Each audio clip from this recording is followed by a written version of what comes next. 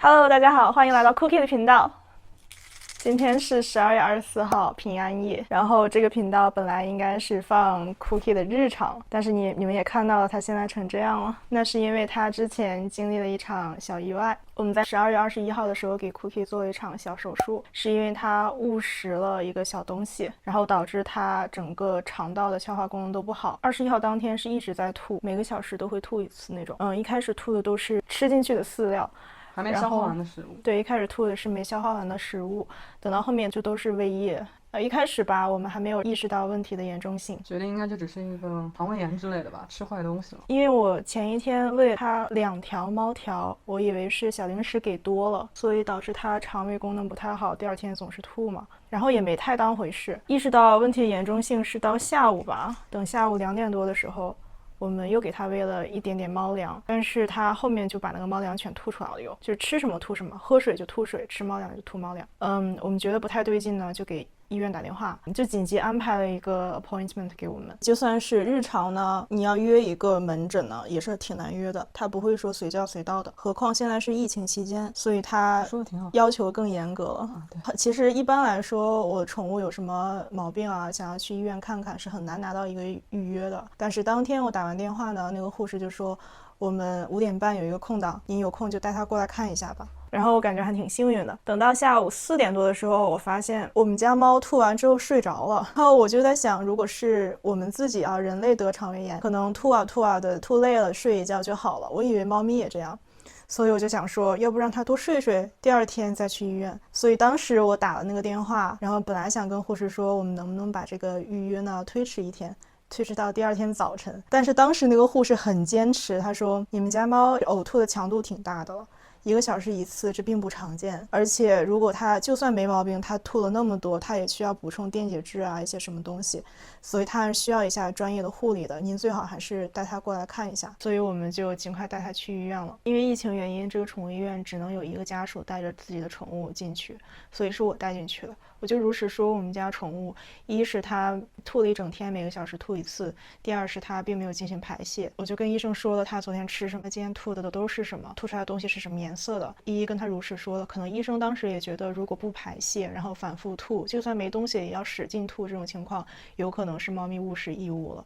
他当时跟我说他的猜想的时候，我还不是很相信，就我感觉我们家地面也挺干净的，我们家也没有那么多小东西也可以给它吃，它能吃什么呢？但是医生坚持说给他开了一个备餐，然后让他回去吃完，第二天再照一张 X 光片以确认没有误食。然后医生跟我说，像这种 Unilcat 就是这种小猫咪小奶猫是非常容易误食的，还是坚持让我们去领了备餐回去。然后等到第二天呢，又带 Cookie 去复诊嘛，去再次照一个 X 光片，然后这次是你进去的。对，就是首先我们是前一天就诊完，晚上7点半的时候给他喂了这个备餐，但是在第二天的 X 光片从片子上来反映，他的胃里面还有一半的备餐没有被消化掉，然后这是很不正常的，因为我们是晚上喂的，到了第二天的话，这个备餐应该是完全被消化掉了。对，然后其次发现在这个大肠就这个地方有一个异物 Flanked， 对，从那个片子上来它应该是像长方体的东西，对，就那个截面来看是长方体，对，然后那个医生当时就跟我说，这个是一个 Flanked， 他可能是误食了，然后他说得做手术，我还傻愣愣的问了一句什么时候，医生跟我说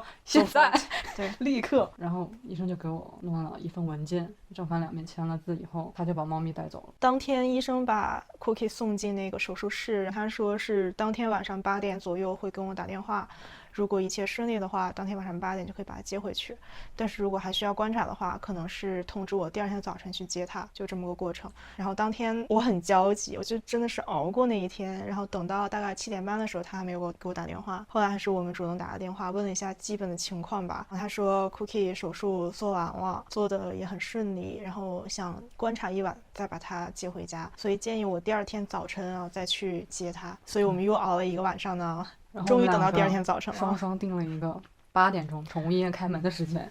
对，定好闹钟，然后医生打电话过来，结果就是抱歉，你现在还不能带他走，因为我们观察了1个晚上，他现在开始发烧了，就是怕手术后有什么并发症啊。大家知道，就是手术熬过去了，后面的并发症有的时候也是可能是致命的呀，很危险。所以当时医生跟我说，我真的建议您 lieber morgen wieder mal abholen。这么说的吗？对，就是真的建议您明天再接它，就是让我们再观察它一天，然后以保万一吧，就那种。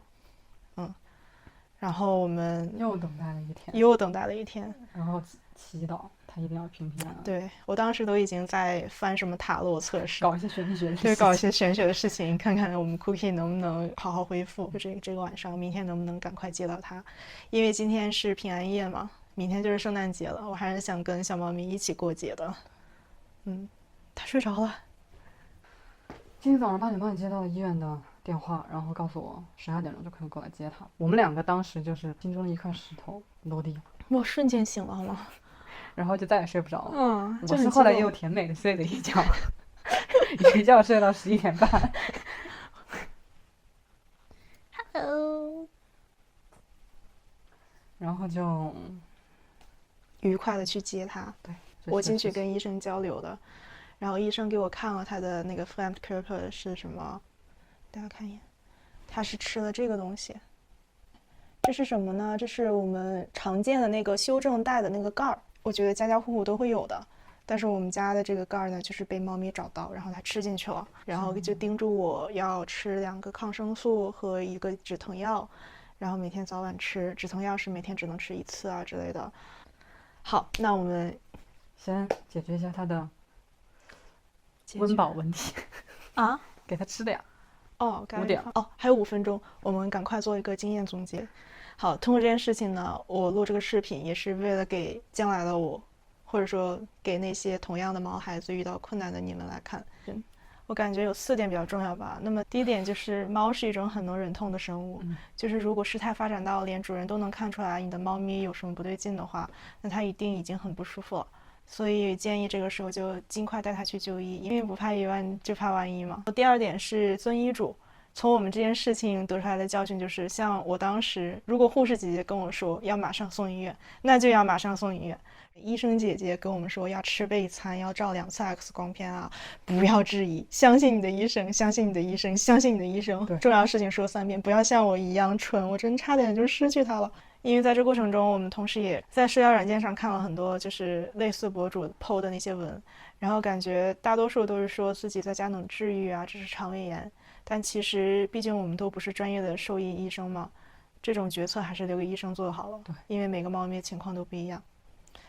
第3点就是像这种青少年的小幼猫，就小奶猫，它现在正处于一种用嘴巴探索世界的时期，所以就是在这个时期可能对猫咪主人要求高一些，就比如像我家就是小东西啊都收纳好，发现有什么东西不见了呢，就是一定要把它找到。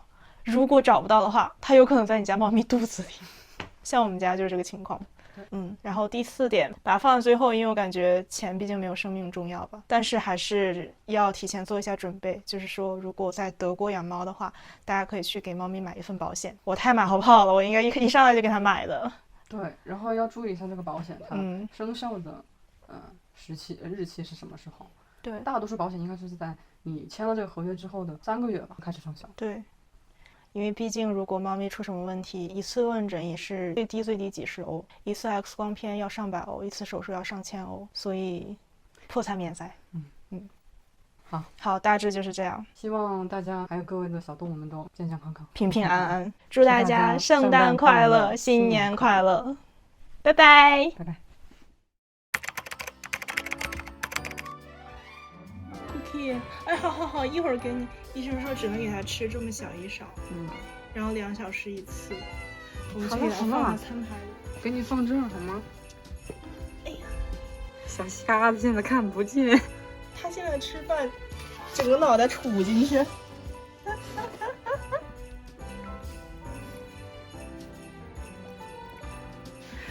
我喂给你啊，来。哎，你低下头，这样有没有好一点啊？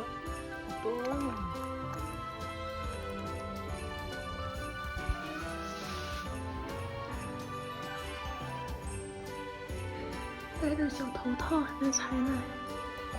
对，小喇叭，小喇叭。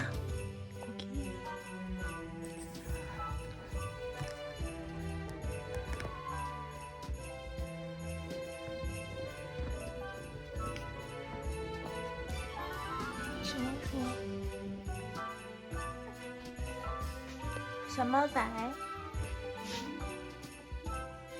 小猫仔。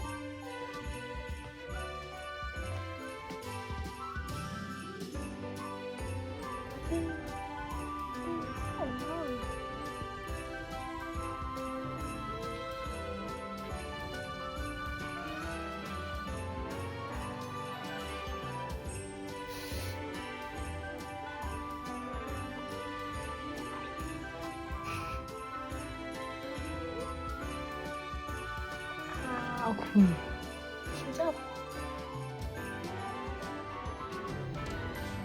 跟叔叔阿姨说圣诞快乐，圣诞快乐。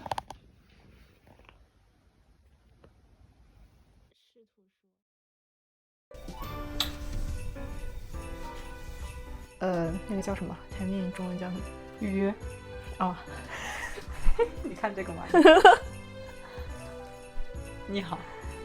哎 Cookie 啊，唔該啦，全家福啊！啊！